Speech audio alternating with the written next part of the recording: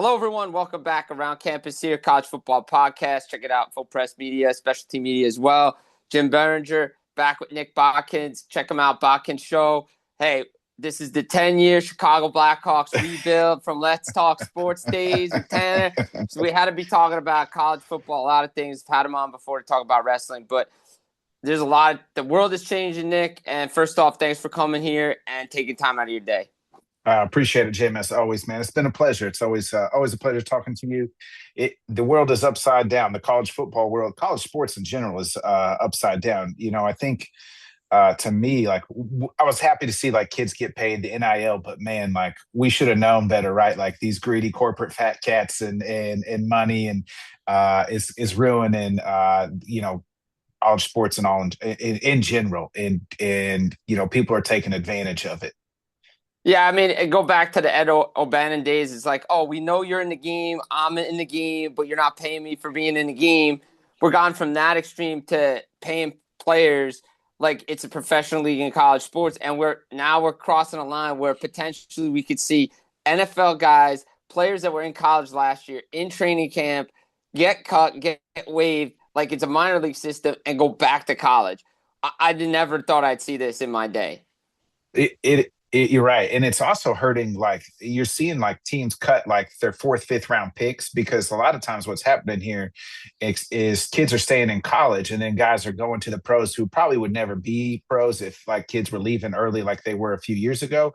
But now they're staying in college because you're going to make more money as in college than you are as a fourth or fifth round pick, because you're making millions to compared to thousands as you would as a fourth or fifth round pick. That's why you're seeing teams also, like every day you're seeing teams like, oh, they cut former third, fourth round pick because they probably wouldn't have ever drafted him. But it was just kind of at the time when they drafted him, he was a good player and at the marquee spot. But then he gets on the NFL field. It's like, well, he's not really an NFL caliber player. We're seeing it kind of happen that way too. And then now they're, hopefully they're not letting these kids go back to college. I'm a firm believer, like Dan Lanning said, once you cross that line, it's see you later. You got to go play professional. Well, and there's so many options now, right? Guys can go to CFL. We got arena leagues. We got the United States Football League where you can go develop and go find your way to get back to the NFL. But like you just hit the nail on the head, the NIL, which is not name, image, and likeness. Like, let's call spade a spade. It's pay for play. It's not what it was meant. It's not, oh, well, you can go advertise someplace, get a sponsorship. Oh, you're in. No. The guys are getting paid millions of dollars. And, like, look, this isn't a knock at the SEC or LSU or please don't take it this way. But the biggest culprit is right now. It's Lane Kiffin, all his boys from Ole Miss that went to the NFL are getting cut or coming back. But what the irony is, and Daquan Wright's there, and a couple guys from, I believe, one guy just got cut that played in Texas last year. He's coming back. There's a bunch of guys coming back. But the irony is Zavarian Harris was called out Lane Kiffin last year for bailing on Ole Miss to go to LSU. Now wants to go play for him. It's like, wait a minute. Like, how does this one make sense?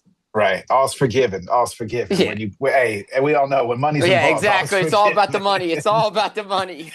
Yeah, all's forgiven. They're gonna pay me X amount. Okay, I forgive them. Yeah, and it's not just college football; it's happening a lot in college basketball, Jim. Like we're seeing guys who were playing overseas and getting paid in professional basketball, and then they're coming back to college basketball and trying to play, as well. So it's not just football is going to get the limelight, and it's always going to get the limelight, but it's happening in men's college basketball too. And those are going to be the two marquees that it happen in.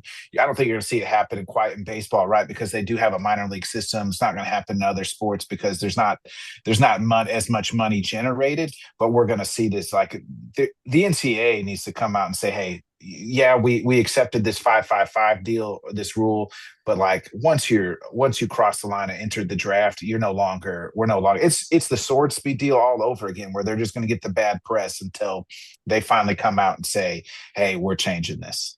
Well, yeah, we're kind of seeing it, right? Like, everybody wants to blame the NCAA or you want to blame an entity. Everybody's at fault here for this, right? And we got to this system. But it's good on the Big Ten for putting a statement out and basically saying, hey, you leave, you can't come back. This is Field of Dreams, man. Move like Graham. You cross the line. That's it. Ain't no going back. and they're basically saying no, we're not doing it. It appears the SEC is going to follow suit. The ACC, Big 12, like you just mentioned, the Brendan Sorsby deal. Oh, gambling. All conferences are like, well, we're not going to play Texas Tech. Then they cut them, and they're like, yeah, you can't. We can't do anything about it. Feels like we're going in the same way now. All the conferences are basically saying we're going to put this rule into place. Now let's go see if the judges will uphold it because they'll put lawsuits. Yeah, and I think I read Pete Thamel said there's multiple lawsuits happening. Obviously, LSU's the main one, but yeah, the NCAA just needs to, or a federal judge just needs to say, like, an adult in the room needs to say, "Hey, this Yeah. is wrong," and somebody, it takes an adult who's also not doesn't have an interest in, because if you notice, it's always these small judges. The Sorsby was a Texas Tech, like, I think, alum. Is that partisan? The LSU was the LSU judge, right? Like, I mean, come on, like, it's they're not even trying to hide it anymore, Jim. It's just wide open, and they're just doing it openly. But the adult needs to be in the room who doesn't have an interest in money or the like really the best interest in all of college sports, and just says, "Hey, we're not doing this nonsense." Like, yeah, we we will go this far, but but we're not gonna allow these certain things to happen. No, agreed with you. And like you said, we saw it in college basketball. Got G Leaguers are coming back to play again. Another LSU guy coming back to play. He was in Boston Celtics G League, but it's happened in basketball, right? And again, they said, oh well, the league didn't pay X amount, or you didn't get paid X amount. No, no, no. You got paid. Whether they paid for your expenses or not doesn't matter. I saw in hockey there were some guys that came back to college hockey that played in the ECHL, a couple games in the AHL. Like my gut has been telling me one day I'm going to see an NHL player sign his entry level deal, and like I may not make it, so I'll go back to school and play. It's like, wait a minute, dude, no, you can't do that. And that's what the NHL rule has always been. It's been like, dude, once you sign your ELC, you can't come back. Like you're guaranteed like a lot, 800,000, 900,000, whatever the league minimum is, and it's like, no, that's too much, man. You can't do that. I don't like that. That could we see something like this in other sports that they do in baseball, right? Where, like, you enter the draft, you say, "Hey," and the team drafts you, but then they own your rights, right? Like, but you can decide whether you're going to come out and play for that team, or you're going to go back to college, and they're not going to, take another year or two. But that team still owns your rights, and then if I think they would still own your rights, and then they have to work out a trade if another team wants you. I think that's kind of how it works in baseball. So, like, could we It see works something that like that's the that? way it works in hockey too. Like they have Yeah. So X could we amount of see something years. like that? Yeah. They have X amount of years to sign you, and if they don't sign you, become a free agent. Like at the end of the process. But don't forget, with baseball and hockey, high school players are getting drafted, and then they're going to Right. college. Like somebody brought this up to me. I was talking with somebody who was in a training camp years ago, and a couple other guys. They're like, well, why can't these teams start drafting high school players and just have them go through the college process and have them ready for when they need them? Like, are we going to see that? Is that going to come to college sports eventually? The only problem, my pushback is the NFL has too much money and makes too much Yeah. money off the draft, right? So, like, if they're drafting high school kids, who cares at that point in time, right? Like, there's a reason why the NFL drafts the biggest one, because, like, we've been watching these guys 3 years and the big production and everything else. Like the baseball draft, there's 100 drafts, and it's not as big because they're drafting high school kids where, maybe these kids are good or not. But like, that's my pushback on that idea, is like the NFL won't allow that because it's just too much money generated for Right. them. I mean, maybe a 6, 7 rounder. You never know, though. Yeah, Like, yeah, yeah. like the back end. I'm not saying like the first couple rounds. That's where the money's made. Like the back end, I'm saying maybe one day, maybe they take a flyer on a high school kid and just let him like develop that way on the back end of the draft. Yeah, it's almost just like, if you do you start drafting these guys, and then do you put them, like, the college become a developmental league, like, and that's almost what it is right now, right? Like, but then you just don't get rid, like, all these universities are just making money off of it, and now they at least these kids are getting somewhat paid, but we gotta get some guidelines in here as soon as possible. It's the wild wild west, and everybody's just trying to take advantage of everybody and everything. Well, yeah, and like we said back to the beginning of this, it's good on Oregon, Dan Lanning coming out and say, "Hey, guys, you go to professional leagues, you can't like." And it was the old way of thinking, like maybe not the old way, but the interpretation, the unwritten rule was once you entered the draft, that was it. Like you couldn't go back. You had to declare by X a day in February and March before the draft, before the combine. Like once you got an agent, all this, that was it. You were no longer viewed as a college athlete. It, That's why the decision was so important at that time, whether these kids would come out or not. and if you remember, there was a few guys that tried to challenge that, especially in the NFL. Remember, Maurice Claret tried to Yeah, challenge, like he tried to challenge, I think the year the system three as year, yeah, far the three the year 3 year rule. system, right? So then he declared for the draft, and then he missed a whole year because like Ohio State said, like you already entered the draft, like, and they even though the NFL was like, no, we're not doing that. So then he just had to sit out a year. I think Mike Williams, a USC, was part of that process too, and they both had to sit out a full year and couldn't play for Ohio State, and then had to wait a whole another year to the for the draft. So like, that's like how come those rules were okay then, and now we're getting to like here we are 20 years, 25 years later, and it's just like wow, let this pro come back and play college when like we just saw it with Maurice Claret and Mike Williams out of USC way back in 2003 or four. Like they weren't even allowed to play college football after they challenged the NFL ruling to get to go early.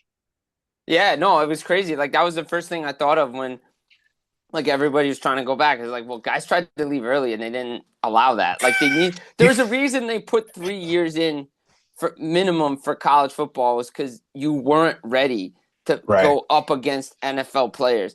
And again, we talk about everybody talks about player safety. Well, you have an 18-year-old in there that's going up what against a 25-year-old, 26-year-old. Like that's not good. It's very bad enough they're going up against 22-year-olds. Their bodies aren't ready for that. But at least it's kind of a level playing field. You're getting a pro that's been in a pro style camp who's been hitting like hard. I don't like it. I'm not a fan of it. I get both sides of it, but to me, it's like you're a professional athlete. You went through 6 weeks of training camp. You played. The worst of all is they played in preseason games. It's like, Right. come on. Yeah. I could see like if you went to the draft, you didn't get drafted, and then you're allowed to come back. But like once you're signed with the NFL team, like that's it. You are now a professional. Right, exactly. Like, and even like Lanning said, you had 8 guys who've been through spring ball, like 8 months. Kiffin don't care because he just wants to win. Like, he just don't care. That's his deal. Like, he's going to LSU because realistically, everybody knows Lane Kiffin has 3 years at LSU to turn that. Whether again, our buddy's gonna come on and our buddy's gonna say something about this, but like, realistically, Lane Kiffin has 3 years to win at LSU before they fire him. Yeah, I think he's got maybe the most pressure of anybody in college football on him right now, right? The way the situation ended last year to now, like they have to make the playoffs at LSU this year, and he might have to win at least one playoff game. But if he doesn't win a natty, like you said, in 3 years, like I mean, it's gonna look, they're gonna burn that place to the ground. Well, yeah, I mean, he was building something in Ole Miss. Like again, this shouldn't turn into the Lane Kiffin thing. I've ranted and raved on Kiffin long enough. But if a guy really wants to show he's changed, he could have stayed at Ole Miss. I know it's about the money. He finally said it was about the money, but he could have stayed at Ole Miss. Really became like that Bobby Bowden, Joe Paterno, like the guy who built a program from nothing and turned it into a perennial contender. I mean, look at Coach Signetti in Indiana, right? Like, like the reigning national champions, and they're still not getting enough respect this year. I know No, they got they're a new not. quarterback, but where they're not even ranked what the top five or top No, 10. I think there's six. Yeah, so they're inside the 10, but like they're not getting enough respect. Neither is Miami, if you ask me. But like those two teams, like you look at Coach Sig, like why couldn't you could have done something like that? And like I think Coach Signetti will have the most respect because of what he's doing at Indiana and continues to do better than a lot of people. And that's build that program up. Now they're taking full advantage of the NIL and the transfer portal and everything else, but they're also doing it the right way. Yeah, exactly. Like, look, I have issues with the portal. I have issues with NIL. Like the portal to me is just like we got it, and it comes down to fixing the calendar, right? Like if it can't have the portal open after the season's over, and I get it, classes, but that's the biggest crock of stuff out there Yeah. too, because these guys Let's aren't not student pretend. athletes. Yeah, let's Like not these pretend guys that. don't go to Yes. class. You can't tell me that. And then you're like, oh, well, this guy's taking I think there was a guy who just transferred. He's like pretty much graduated. Like, what class you're taking? He's like, I'm just taking like an online, like, compete, like one class. Like, so you can't tell me you can't say the both thing. You can't tell me they're student athletes and then they're only taking one real class. Like, in the, you know what I mean? Like, it's not even a real class. It's football. Like, that's what they're Right. there for. So, And like, here's the issue is like a lot of classes started like this week. Like colleges went back. Like you're telling me guys are getting cut and wait, they're allowed to like be in right, classes and like right. wait a minute, that doesn't make any sense to me. We like either we got to fix the system, system's got to be fixed. But like to me, my opinion, and this is the only political statement I'll make because I don't like doing this on my shows. It shouldn't be the federal government. It should be some like the governing bodies of the NCAA, like the SEC, Big Ten, all these guys need to come together in a room and put rules in place, and that's what we have to do.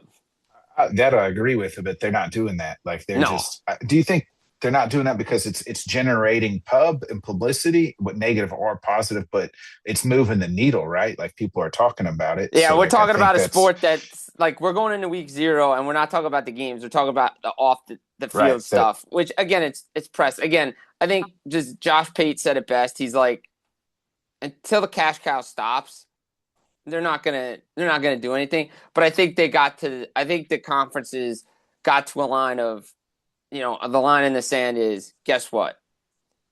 You're a professional athlete. You can't come back. Like right, we've had right. enough of it. Like, all right, the NIL, fine, the portal, whatever. We talk about the calendar. We're all talk about that. But Yeah, pro athletes coming back, that's our line in the sand.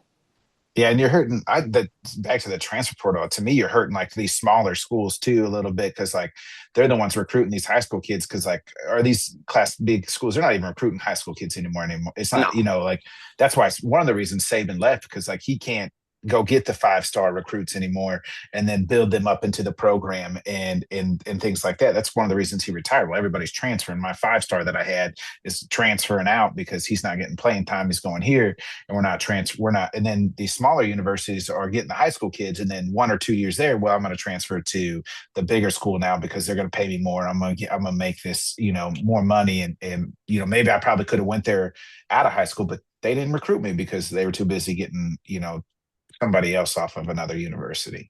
Yeah, I mean, like you said it perfect, Nick, off the top. It's the wild, wild west right now in college football, at college athletics. Period. Like the rules are bending, being changed. Like to me, the rule has always been you leave, you can't come back. But rules, until they don't go in my favor, then I got to go challenge it in the court system, and that's the other thing. Like the judges getting involved, everybody's getting involved in the legal system. We don't need that. Like if we could actually, like you said, we've all said it, get adults in the room and like let's hash some things out here so we can get things to work and get the sport back to where it should be. Look, the play on the field is great. Everybody loves it. It's just all the other off the field stuff. Fix the calendar, fix the portal, make NIL what it was supposed to be, and maybe we'll have some. But I guess maybe I'm living in fantasy world. I don't know. I guess be careful what you wish for, Jim. Right? We wanted the kids to get paid. We wanted a playoff system, and they've shit both of them. I mean, they Yeah, messed them up both. clearly they messed them up both, and they want to expand it more, and we want to reward losing team. It's like no, no, no, no. 12 is enough. I would have been good with 8. 4 was plenty Right. for me. Like 4 was plenty. I want this thing as exclusive as possible. Yeah, it's an elitist mentality, but it's the playoff to get in. It's supposed to be hard. I said 8. I've always said 8. You got the five power five, and then you have 3 wild card teams. Either conference championships, and then the 3 wild card teams, and that could be from the smaller, outside the power five, or some of those within the power five that were legit contenders. That you feel like can make a run. Other than that, like we didn't get like Jim. We didn't. You go back to the playoffs the last 2 years. Like some of those games weren't even close because those teams didn't deserve to be there. No, exactly. Like I think the quarterfinals. I think you and I were texting. We're like, we finally got good quarterfinal Right. games. Like Yeah, we finally have a finally, good game. Yeah, finally have a we game. finally Yeah. got good games. The rest of them, it doesn't matter what the system is, number of teams. You will have blowouts because there will be teams that should not be there. Right. Yeah, yeah, that's how I feel too. I mean, they're doing the same thing in college basketball again. They're what was it, 60, 64 was perfect. Now they're going to 68, and they're talking even more. Like And I'm just like, 76 teams. It's like, yeah, dude, come yeah, on. How many teams we need? yeah. Let's just That's stop. why I've always Let's said I'll stand by this. In college basketball, if you don't make the tournament, you should be fired. Like, I yeah. don't call for people's jobs, but 76 teams, like, dude, you should be making the How are March you not Madness. making the yeah? How are you not making the tournament at this point in time? And Like, that's exactly. yeah, yeah. Agreed, agreed. Well, Yeah. Nick, I appreciate you taking the time here on a podcast to come on, talk a little college football with me, college, basketball, just jumping around a little bit, just the wild world of college athletics. Tell everybody where they can get you. Yeah, just catch me out at the Bodkin Show right on YouTube. So tomorrow night we'll be doing our MMA show, head kicks and haymakers, and then Thursday we do an NFL show, and then Sunday we'll be coming back on Sundays during the NFL season as well. So we also talk a little bit of everything on the NFL show. So fall start Thursday. So check us out there, please. And man, it's always a pleasure, Jim. I appreciate you asking me to come on, and always good to talk ball with you, brother. Absolutely, Nick. Guys, this is Around Campus College Football Podcast. Jim Biringer, your host. Nick Bodkins of the Bodkins Show jumped on as well. Guys, check it up on YouTube, Full Press Media, Specialty Media as well. Follow along. Guys, we'll be back. Stay tuned for more.